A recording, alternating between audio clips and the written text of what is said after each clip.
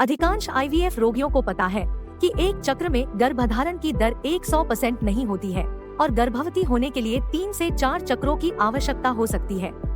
उन्हें इसके लिए मानसिक रूप से तैयार होना चाहिए ताकि वे उचित उपचार अपेक्षाएं निर्धारित कर सके और अपने समय और धन की योजना बना सके।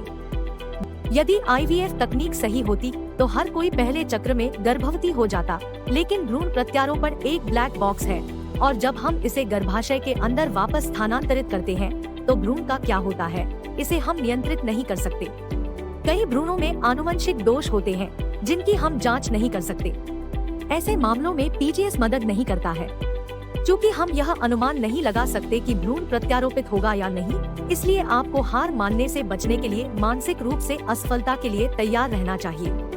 कई चक्रों के बाद आपके गर्भवती होने की संभावना बढ़ जाएगी, इसलिए असफलता से सीखें और प्रयास करते रहें।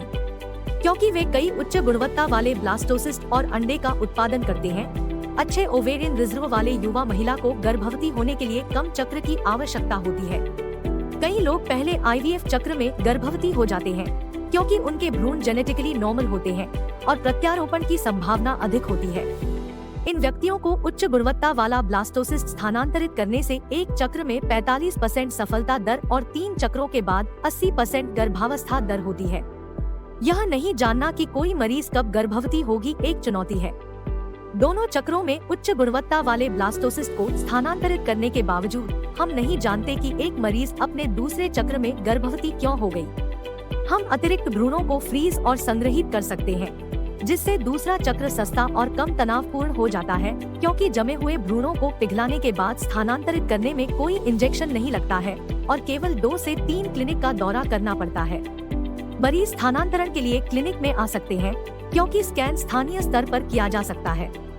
वृद्ध महिलाओं या कमजोर डिम्बग्रंथि प्रतिक्रिया वाली महिलाओं के लिए हमें रोगी के गर्भवती होने की संभावनाओं को अधिकतम करने के लिए पर्याप्त भ्रूण विकसित करने, फ्रीज करने, कूल करने और एक समय में स्थानांतरित करने के लिए कई नए चक्रों से गुजरना पड़ सकता है।